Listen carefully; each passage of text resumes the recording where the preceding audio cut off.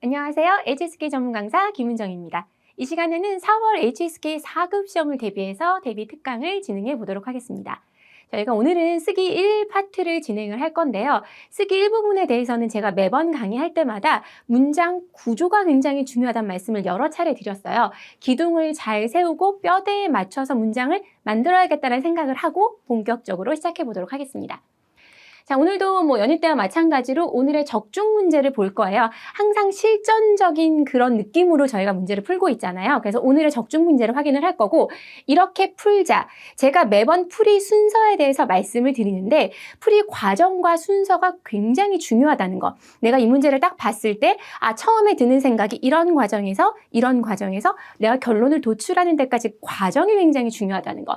세 번째, 내가 이걸 다 풀었어요. 그럼 도대체 이 문제를 왜 냈고 HSK 4급의 경향이 어떻길래 이 문제가 나왔고 이런 문제가 나오면 그럼 난 어떠한 대책을 가지고 문제를 풀어야 되나까지 정확하게 정리하시면서 강의 시작해 보도록 하겠습니다. 적중문제 3문제를 풀어볼 거예요. 근데 매번 얘기하지만 이렇게 단어들이 이게 산발적으로 되어 있을 때 내가 앞에서부터 문장을 만들어야겠다라는 생각 자체를 버리시고 짝꿍이 되는 애들, 그리고 기본 틀, 골격을 내가 잘 잡아봐야겠다라는 생각을 하고 문제를 푸시면 좋을 것 같아요. 자, 본격적으로 들어가 보도록 하겠습니다. 첫 번째 단계, 제시된 보기의 품사와 뜻을 먼저 살피셔야 돼요. 그러니까 이게 뭐에 대한 문제이고 어떤 문법에 대한 문제이다가 중요한 게 아니라 사실 딱 봤을 땐 이게 받자 구문인지 정도 보호에 대한 문제인 건지 부사에 대한 문제인 건지 모른단 말이에요. 처음에 봤을 때는 그럼 제시되어 있는 단어들을 가지고 정확한 문장을 구사하기 위해서 내가 먼저 해야 하는 건 내가 아는 단어. 아는 단어라도 그냥 뜻만 아는 게 아니라 얘가 어떠한 성질을 가진 단어인지를 알고 가는 게 중요하다라는 거. 자, 보시면 한렁 하면 춥고 차다 해서 상태를 묘사하고 있는 거죠. 형용사입니다. 나니엔더 하면 더가 보여요. 그 해의죠. 그냥 나니엔만 있는 게 아니라 나니엔더예요. 특비에 같은 경우는 4급에서 여러분이 좀 보셔야 될 정도 부사 중에 하나예요.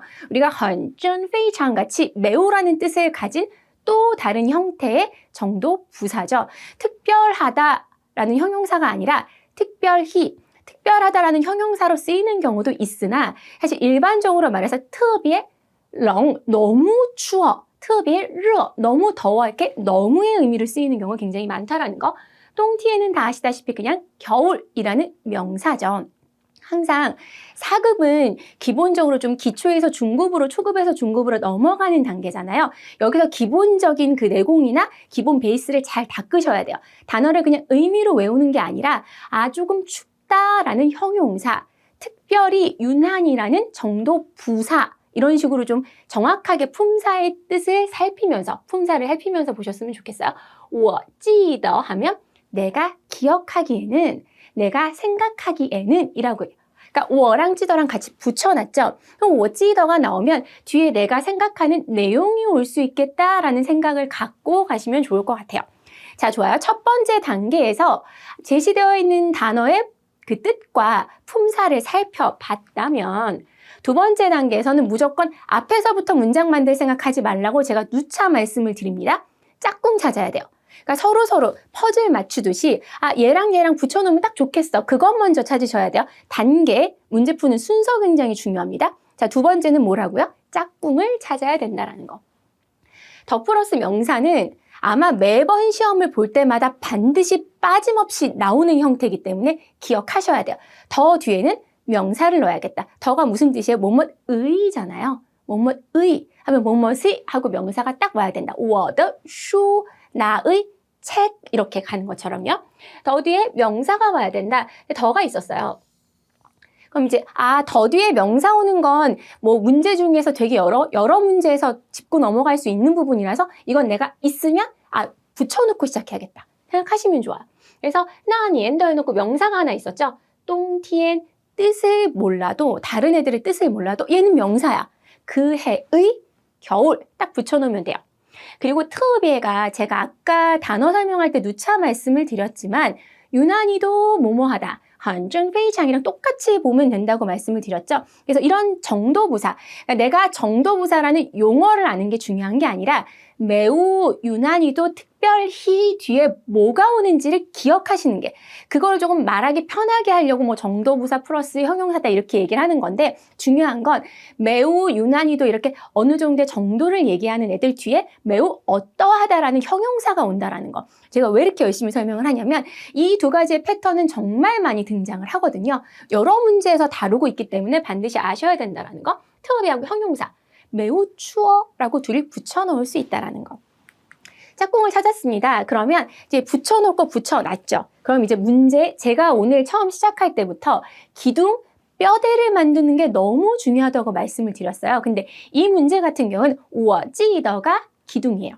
오늘 풀어볼 세 문제가 다 비슷한 패턴의 문제들을 제가 갖고 왔는데, 기본적인 주, 술, 목 구조에서 조금 더 진화돼서 내가 기억하기에는 복문의 형태죠. 내가 기억하다란 주어, 수어 뒤에 내가 기억하는 새로운 문장이 등장하는 형태예요. 영어로 따지면 뭐 I think 해놓고 뒤에 쭉 가잖아요. 비슷한 형태인 거예요. 그래서 我记得 하면 뒤에 문장이 와요. 무엇이 어쨌다라고 기억을 해요. 이렇게 기억하시면 좋을 것 같아요. 넘어가 보시면 그럼 이제 문장이 들어가는 거죠. 그대로 우리가 붙여놨던 그 짝꿍을 쫙 연결만 시키면 돼요.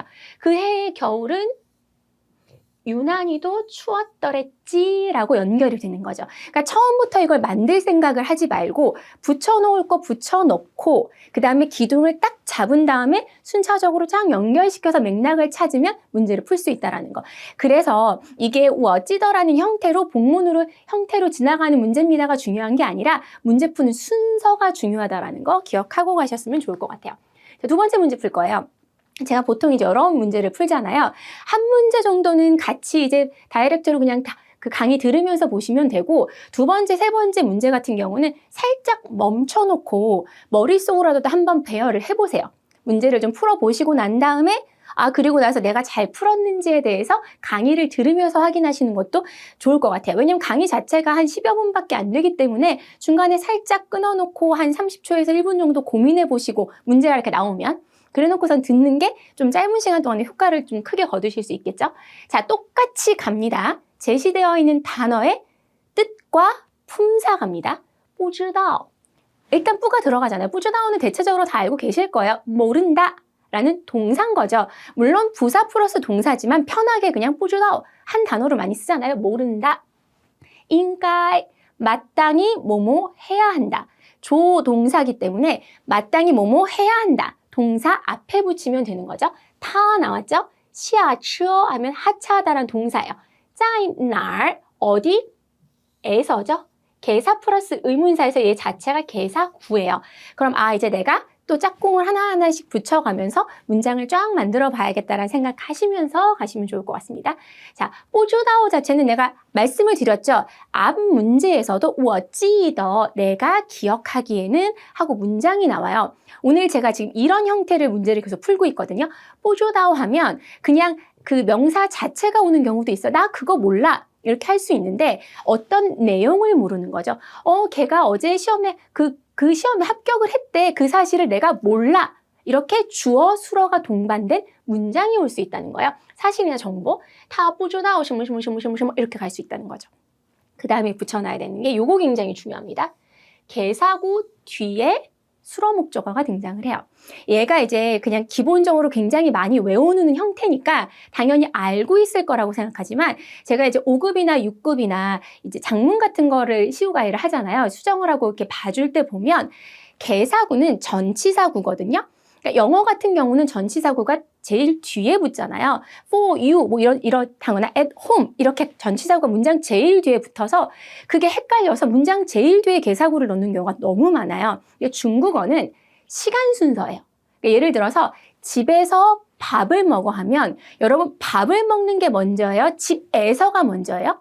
집에서 있어서 그래서 밥을 먹는 거잖아요. 개사구는 무조건 수로 앞에 쓰셔야 됩니다. 내가 그에게 전화를 걸어 하면 그를 정해놓고 전화를 거는 거잖아요. 그러니까 我给他 해놓고 나電話를 써야 된다는 거. 굉장히 중요한 겁니다. 여러분이 4급 정도의 단계에서는 이 기본 틀에 대해서 정확하게 인지하고 내 머릿속에 정확하게 개념을 두고 문제를 푸셔야 된다는 거. 在哪儿 뒤에 수로 와야 된다는 거. 下车 어디에서 하차를 하는지를 모른다가 되겠죠. 처음부터 쭉 가는 게 아니라 딱 붙여놓을 거 붙여놔야 작은 데서 실수를 안 하고 갈 수 있다는 거. 자, 다시 갑니다. 다시. 반복이 제일 중요하죠. 단어 뜻과 품사 봤으면 짝꿍끼리 연결하고 기둥 세워서 문장 만든다는 거. 그럼 최종적으로 이제 점검을 했을 때 보면 다 보주다 짜이 나이 샤처까지 갔죠. 뭐가 남았어요? 인가이 마땅히 모른다가 아니잖아요. 그렇죠? 마땅히 모른다가 아니라 마땅히 어디서 내려야지. 인가이는 이제 수로 앞에 와야 되는데 제가 말씀을 드렸습니다. 짜이 날도 사실 짜이가 있다라는 거잖아요. 어디에서. 근데 중요한 건 조동사는 개사구. 통상적으로 그 의미를 수식하는 개사구 앞에. 왜냐면 개사도 하나의 동사적으로 집에서 밥을 먹는다. 제가 말씀드렸던 것처럼 그 문장 자체 앞에. 그 수로 자체 앞에 와야 된다는 거 굉장히 중요합니다. 타 뿌주다오 짜이나이 샤추어까지 가요. 가긴 가는데 타 뿌주다오는 누구나 다 알 거예요. 근데 짜이나를 먼저 쓰고 난 다음에 시아처 가는 거. 인가이는 어디에 온다? 개사구도 전체적인 수로의 한 몫을 하기 때문에 그 앞에 넣어야 된다라는 거 기억하시면서 가셔야 됩니다. 자, 마지막 문제를 풀 거예요. 이 마지막 문제를 여러분이 이제 또 다시 한번 생각을 해봐야죠. 근데 4급에서는 조금 생소한 단어들이 많은데 단어를 모르더라도 얘 뒤에는 대충 명사가 와. 얘가 동사처럼 생겼어. 그러면 얘가 수로니까 목적어를 찾아야지. 이런 식으로 좀 추리를 해서라도 문제를 보시면 좋을 것 같아요. 쪼거라는 건 이것이라는 지시사죠. 따지하는 모두라는 대명사고요.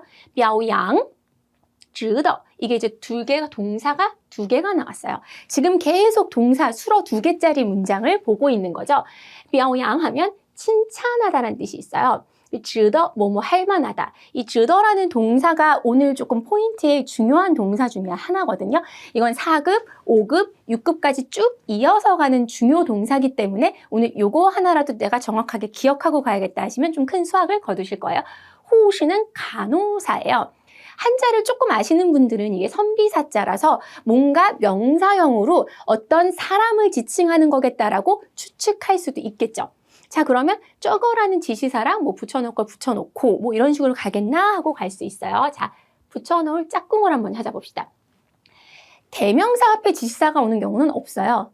그쵸? 쪼거, 타 이렇게 안 쓰잖아요. 그죠? 그렇기 때문에 쪼거 다음에 명사를 쓰시면 돼요.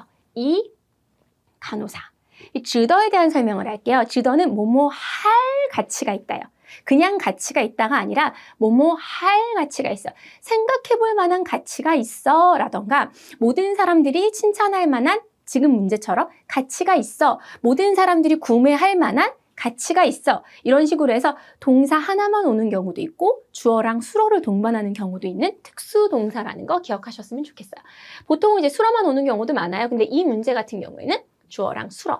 그래서 따지야 뼈양 남는 거 쓰시면 되죠. 즈더 뒤에 주어 수로가 올 수 있으니까. 그래서 모든 사람들이 칭찬할 만한 가치가 있는 굉장히 훌륭한 간호사인가 봐요. 그렇게 갈 수가 있습니다. 그래서 즈더 따지야 뼈양 수로로 기둥 세우시고요. 저거 호시 즈더 따지야 뼈양 동사 아까 말씀드렸죠? 동사 즈더购买 구매할 만한 가치가 있어. 즈더 따지야 모든 사람들이 购买 구매할 만한 가치가 있어. 동사 또는 주어 동사, 주어 수로가 올 수 있다는 거 기억하시면 좋을 것 같습니다. 오늘은 사실 모든 쓰기 파트는 기본 문장 구조가 굉장히 중요해요.